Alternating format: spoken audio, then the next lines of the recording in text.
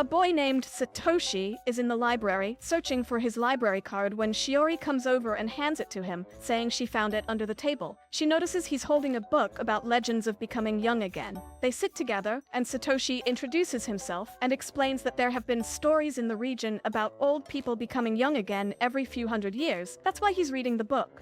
He learns that Shiori is studying medicine to become a doctor like her father. Shiori says that's half the reason. The other half is she wants to cure her grandma's sickness to repay her kindness, but she finds it too embarrassing to tell her. Unbeknownst to her, Shouzou is behind the bookshelf, listening and crying tears of joy. When Shiori returns to her grandparents' house, Ine and Shouzou embrace her tightly, which Shiori is surprised and doesn't understand why they are crying. Next, we see Yoshiaki angrily telling his parents that Mino has been coming home late and acting strangely. The grandparents realize it might be because of Shota. Yoshiaki worries she might have joined a bad group or met a bad boy. Ine tries to calm him down, saying Mino hasn't changed, which Yoshiaki rants about how today's youth are different because of the internet. Ine reassures him that Mino will be fine and reminds him that he was much more of a troublemaker at Mino's age.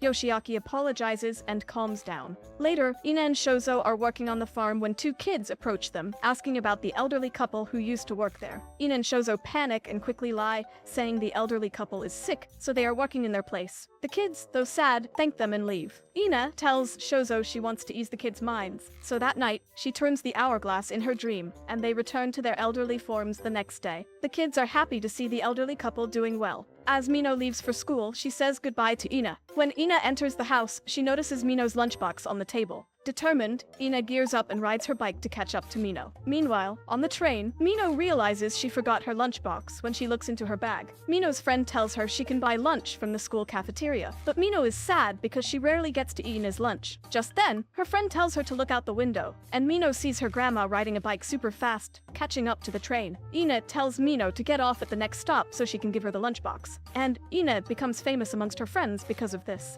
Elsewhere, Satoshi and Shiori are studying together. Shiori notices Satoshi talks in a strange way, which he explains he got from his grandmother. Shiori wonders why she's so interested in the way old people talk. She remembers Mino asking if she has a crush, to which Shiori denied. But when Mino suggests that maybe she likes someone calm like Shouzou, making her blush. Back in the present, Shiori changes the topic and asks the reason why he's researching people who become young again. Satoshi shows her a picture of his grandparents on his phone and tells her they became young again, thinking Shiori might not believe him. He then takes Shiori to visit his grandparents, Hajime and Setsu. Setsu tells Shiori they found a golden apple in the garden, ate it, and became young again the next day. Shiori is shocked. Hajime then asks about Satoshi's studies, and he says he's working hard to make them proud. After his parents' divorce, his grandparents became like his parents, and he wants to repay their kindness. Shiori thinks Satoshi is researching this for his family, just like she's trying to get into medical studies for her grandma. Shiori then tells them there are two people she wants them to meet, her own grandparents. The grandparents meet and are amazed to discover others who became young too.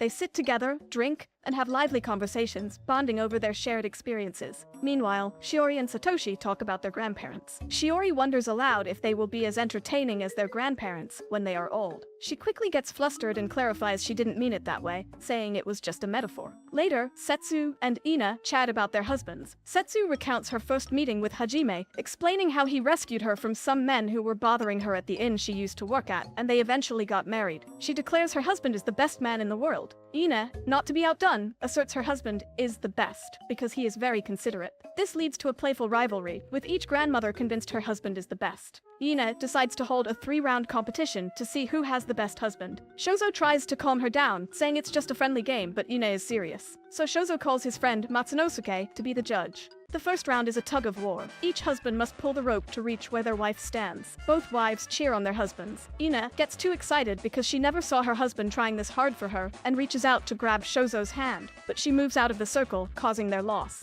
The other couple wins the first round. The second round is a tasting challenge. The husbands must taste 2 dishes and choose which one was made by their wife. Both grandpas are confused because the dishes taste very similar. Shouzou cleverly realizes they didn't say he could only choose 1 dish, so he shouts that both dishes were made by Ine. He is correct, and they win the second round. Ine adorably feeds Shouzou in front of Setsu and Hajime, but hilariously refuses when Shouzou tries to feed her back. The third round tests the husband's intelligence. Setsu suggests arithmetic, which makes Shouzou nervous because he's bad at it. Matsunosuke then asks what the purpose of the competition is, and wonders if the winning husband will be considered the best. Both women get flustered. Ine explains they just wanted to know how good their husband is. Matsunosuke gets angry, saying that love can't be compared, and that each woman loves her husband in her own way. Shouzou interrupts, saying his wife is right behind him. She tells him she loves him for speaking such a moving speech. Everyone then enjoys a meal together, forgetting about the silly competition. Later, Shiori asks Ine to teach her how to cook. Ine starts listing traditional dishes,